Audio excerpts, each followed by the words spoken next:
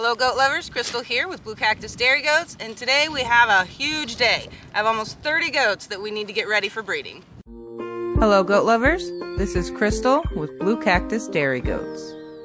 What started with 4 chickens and 2 goats quickly grew into a lifestyle. So we moved, got more land, and of course, more goats. Follow our adventures as we grow our herd, our food, and our family. So before we get started on that big task, I wanted to show you guys, we did do a couple other moves here with the animals. So in this pen here, we used to have the pigs, the wethers, and Vader and Legend. So we have moved the wethers and Vader and Legend out of this pen, and just the pigs are in here by themselves. So it's actually really peaceful. I think they like being separated from each other, we're coming to find, and just things just seem a lot calmer, especially with the pigs. So I really think they're liking it. And as well, we're going to be able to hone in and figure out how much hay these pigs actually need, you know, per day, because it was hard to tell with the wethers and the pigs in here. So we're actually really happy with the move. This is Miss Piggy here, and she's trying to get her belly rubbed.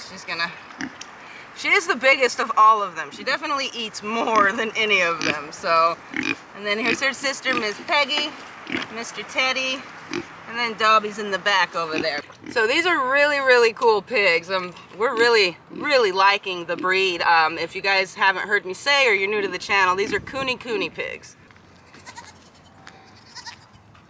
So up in this pen, we have Legend and Vader. They're doing really well. These two are actually really close, so they're buddy-buddy with each other, always have been, and they're really liking the fact that they're so close to the ladies over here. So just 2 weeks before breeding, they're getting excited to meet their lady friends.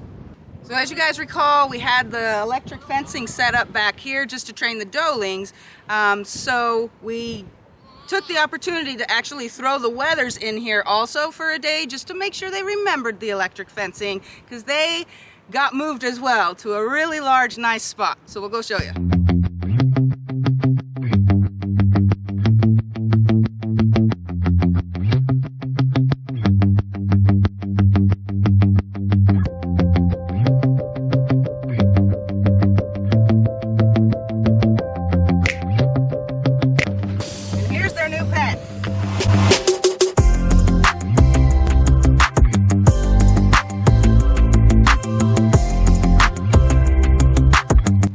Because this pen is down here a little bit further than we're used to all of our animals being, we made sure to build a structure that we can lock them in at night that nothing can get into.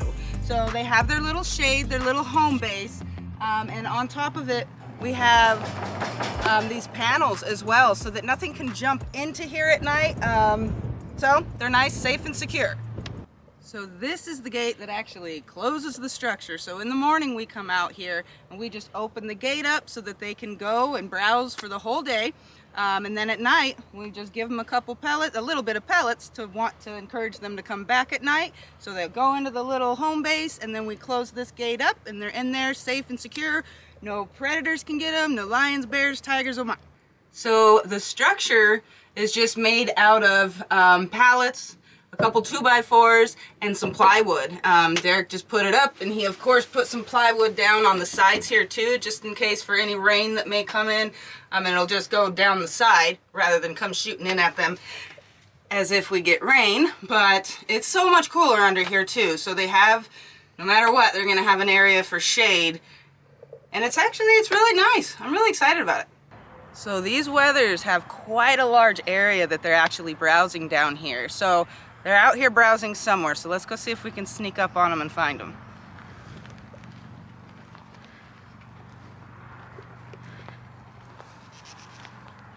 They're not far.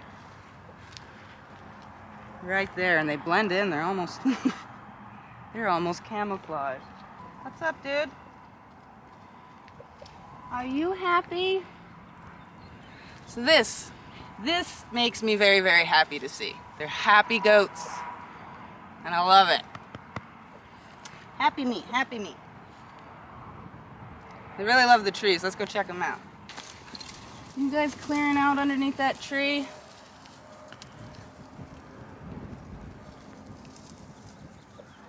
So these wethers have a few acres that they're going to be able to browse on until they are at a good harvest weight. And they're right across from the does over there.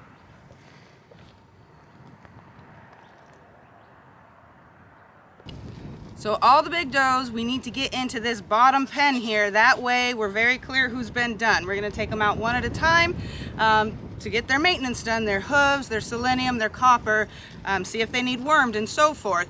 And then when we bring them back, they're just going to go right out into the field and they can't get in here. But these little monsters have already been done, so that's 5 we don't have to do today.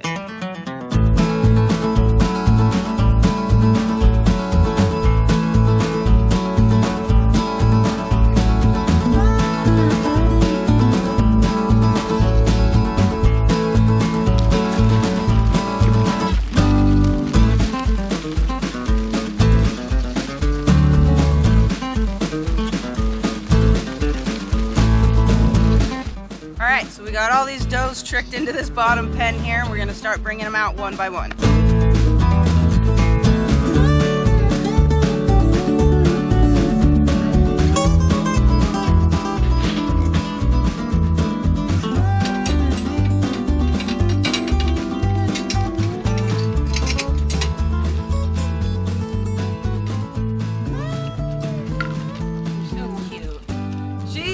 Mayo here, and she's actually one of the milkers that we dried up, and they're drying up really well. They're full. She's the only one I actually had to milk out once. I did drain her one time, and it was 24 hours after because she was pretty tight. So, but other than that, she's good to go. So I haven't had to milk any of them again. And now at this point, nobody is making any more milk. So within the next week or two, they should start absorbing that milk into the body. So they're doing great. So first up is copper. Copper bolus is something we do every 6 months. And we use a balling gun when we do it because this little copper pill is heavy enough that if you put the copper pill in here and you're going to put it to the back of their throat, and it's going to be heavy enough to actually get down to one of the bottom chambers of the stomach so that it dissolves in the bottom chamber, and those copper rods will lodge into the stomach lining, giving it that slow release that you're looking for. I mentioned it before, but just going over it again, if you put it in a fig Newton or a banana, that's going to give them a couple months of copper supplement, but we prefer to only have to do it about every 6 months. So this is just doing it this way gives it a slower release. So this balling gun here, the opening is too big for these little pills. So you have to have something that's going to help stick this pill into it. I like to use peanut butter. They think it tastes good, and it's not as expensive as something like Probios, which is not going to come all the way out anyway. So you just put a little peanut butter in the end of it.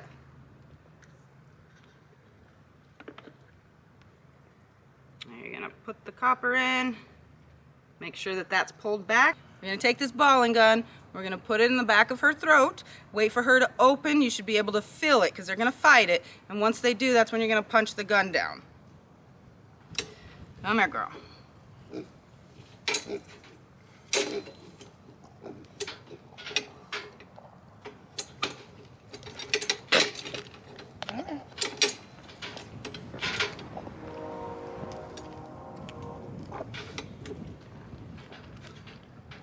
Good girl. Always check it, make sure it came out.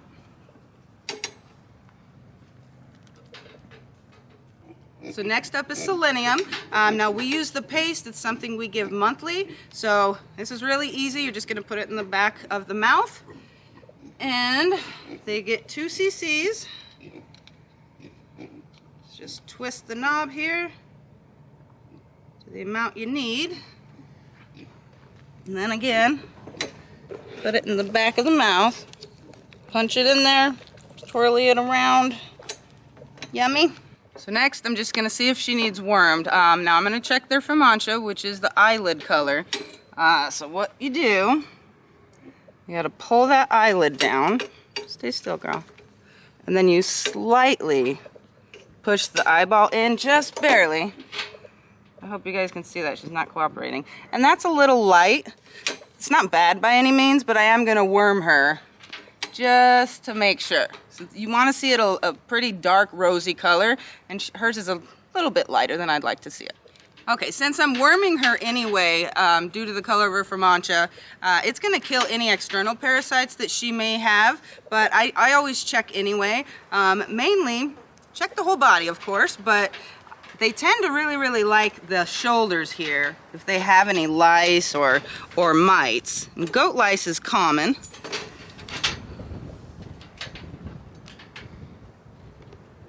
But she's good, she doesn't have anything.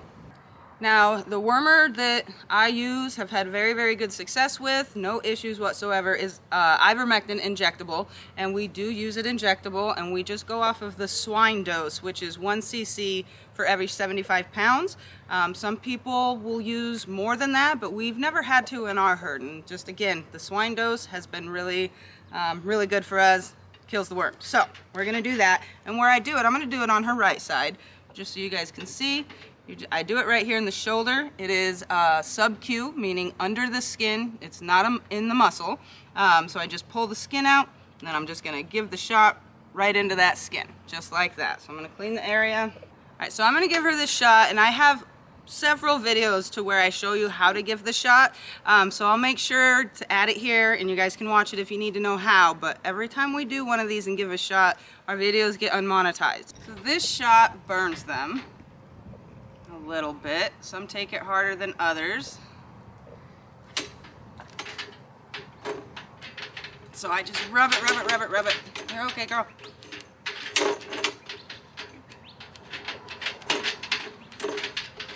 Good girl, good girl. Some actually scream their head off. The boys tend to be a lot worse. You're okay, you're okay, you're okay. Hey, girl. Come on.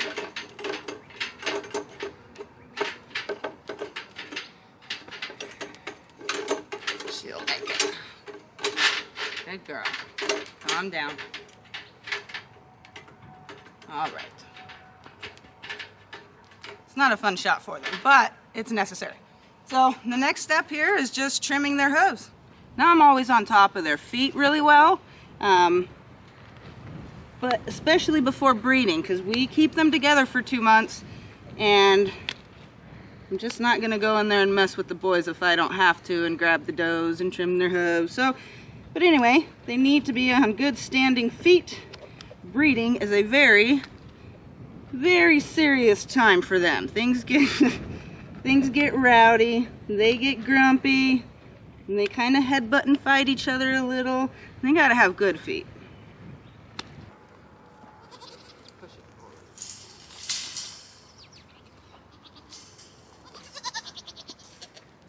All right, so we're gonna do the same thing to all the other goats.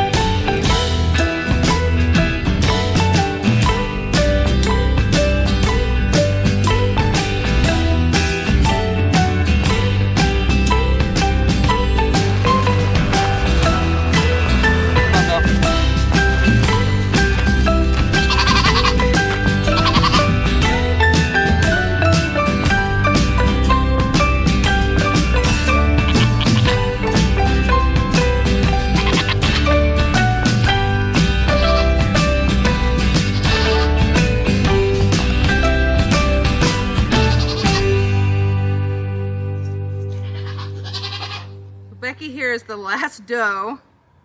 You see how well she's doing with it. She definitely was not cooperating. Look at her. But anyway, that was a lot of work. I did want to get all of the does and the 6 bucks, but it's getting kind of late.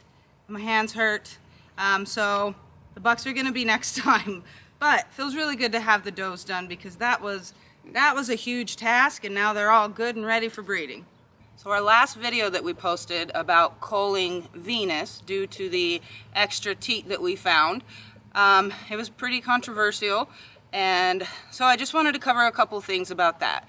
First, I'd like to say those of you who had very nice comments to say and just being supportive and understanding that this isn't an easy decision for me, the fact that I could have covered it up, I didn't have to tell you guys, and just recognizing that what we do here on our channel is show you what ranching is.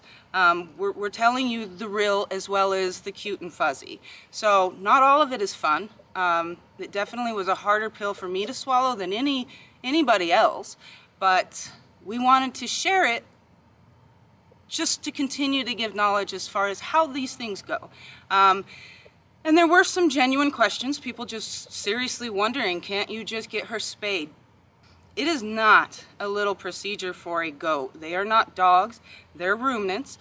Just the anesthesia in itself is very, very, very dangerous for a goat because they're ruminants. It shuts down their digestion, not to mention they regurgitate their food.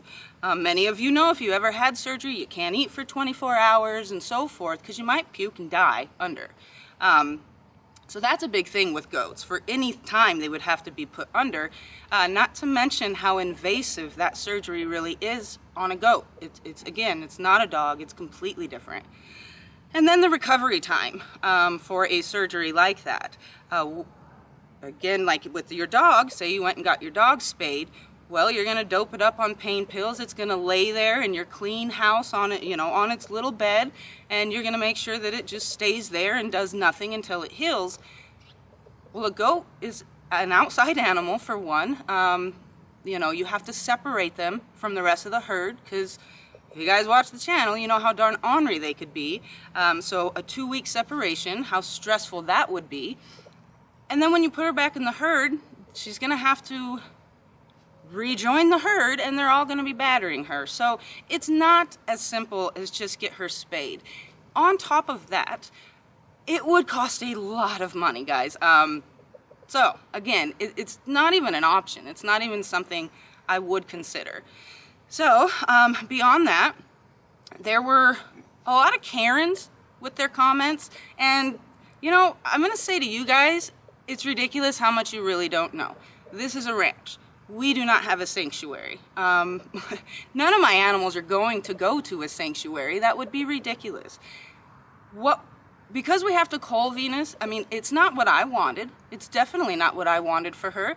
But again, this is a ranch, and any animal that isn't going to produce is going to be able to benefit our family in a different way. And that's just the way it is. She's going to be clean, healthy meat that we're going to be able to harvest. It sucks, and it sucks worse for me than it sucks for you. So if you would like to cull yourself from the channel, you just can't understand it, bye. So to that, I'm going to leave it there, guys. Yes, she's still going to be a cull. You don't have to send me phone numbers to other sanctuaries anymore. It's a decision we have made, not just for poor Venus, but for all animals on our farm if this comes up. And it's definitely not going to be the last time we're breeding a lot of animals. So it's been a really big day, and I'm very dirty. Probably ruined my new shirt, but I'm going to go get cleaned up and call it a day, and we will see you guys again soon.